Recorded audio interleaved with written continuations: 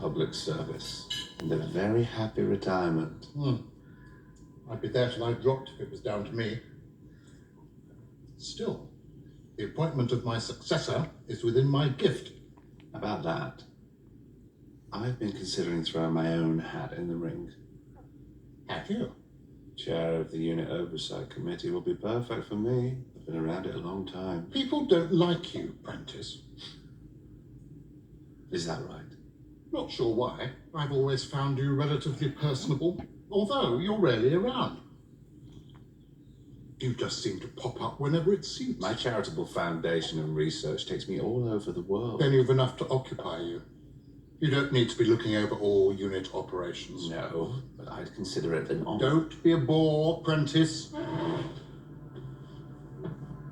You will be chair of the Unit Oversight Committee over my dead body.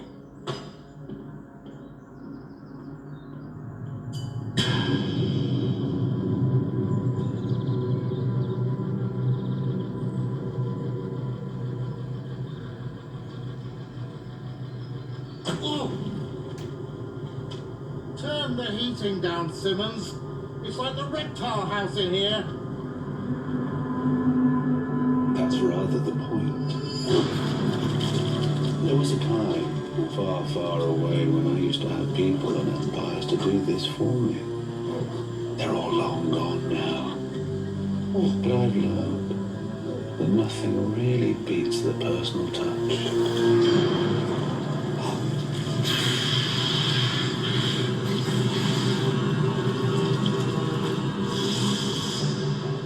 No response from the dog. And still no doctor. Hey! What are you doing? A ship? A ship at sea? I'll call a steward. Wait, I know you. We've met. In a tunnel. I've met you too, on Atrobos. What do you know of my tunnels? Not a lot.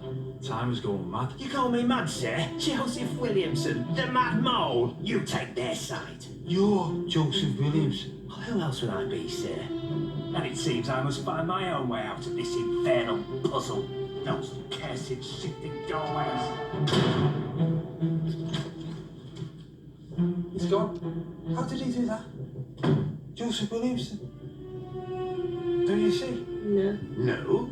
The Williamson tunnels. They're a tourist thing. They're being excavated in my time. If he keeps turning up in all these different places and times, we've got to find him. That's where we have to go. Yeah, my granddad used to work for him. He told me all sorts of things, about what he built down there. He reckoned there's dining halls, bedrooms, the lot. Someone even said there's an army down there. So what's happened to the tunnel since his death? It's all shut down, all the work stopped. It's ancient history now. Alfie, would you know how we could access any part of them? Oh, I wouldn't go down there, miss. It's dangerous. And also, some folks say he still walks the tunnels. Finally, I get to see a clip with Dan the man.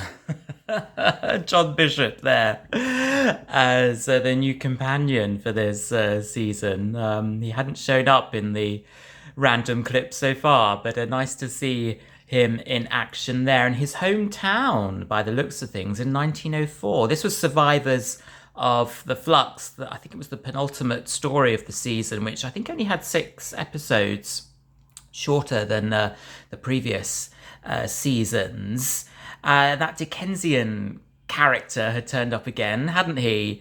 And so they've obviously got to try and find him. He's a link somewhere along the path, isn't he? Having met Dan and Yaz in previous episodes. I thought that ship at sea looked splendid. I thought it looked wonderful.